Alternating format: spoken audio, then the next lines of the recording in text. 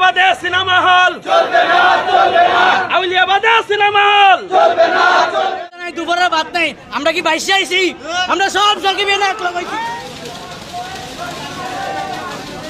ভাড়ার টাকা আমরা যে এক কজন ভাড়া দিয়ে আসছি সেটা ডাবল জরিমানা ওনাদের দিতে হবে। তাণ্ডব সিনেমা নিয়ে এখন পুরো বাংলাদেশ সমালোচনার মুখোমুখি হচ্ছে। টাঙ্গাইলের জাতীয় উলামা পরিষদের চাপে এবার সিনেমা হল বন্ধ করে দেন।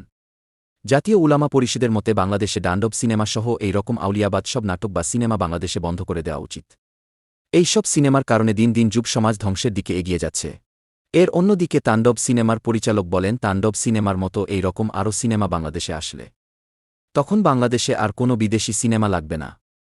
তাণ্ডব সিনেমা সবার মধ্যে এতটাই জনপ্রিয়তা লাভ করেছেন যে সিনেমার সব টিকিট অনেক দ্রুতগতিতে বিক্রি হচ্ছে। এরকম সিনেমা হইলে আমাদের বলিউডের সিনেমা লাগবে না। আমি এটার পক্ষে। আমার বাংলা সিনেমা এমন ভালো ব্যবসা করবে, হল মালিক বাধ্য হবে বিদেশি সিনেমা বন্ধ করার জন্য। এই মানুষজন সিনেমা হল থেকে বের হয়ে যে রিয়াকশন দিচ্ছে, এরকম সিনেমা বাংলাদেশের গর্ব, এই যে মানুষ যে কমেন্টগুলো করতেছে, এটা আমাদের জন্য অনেক বড় পাওয়া।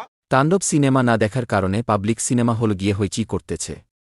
তারা সবাই বলেন, আমরা সিনেমা দেখার জন্য এখানে এসেছি, কিন্তু অনেক ঘন্টার পরেও সিনেমা হল বন্ধ। সিনেমা হলের মালিকে এসে আমাদের কথার জবাব দিতে হবে। কেউ আরো আগে আসছে, তাহলে 4-5 ঘন্টা তো জায়গায় কন্ট্রোল করা অনেকটা মুশকিল হয়ে যায়। আত্মীয় স্বজন আইছে, আত্মীয় স্বজনের ভিতরে জনমনে পুরো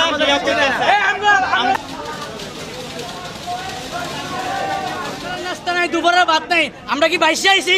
আমরা সব সরকারি বিয়ে না হল মালিক এখানে এসে আমাদের জবাব দিতে হইব।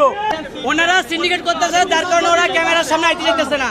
সিন্ডিকেট ছাড়া আর কিছুই না। আমরা যে এক কজন ভাড়া দিয়ে আসছি সেটা ডাবল জরিমানা ওনাদের দিতে হবে।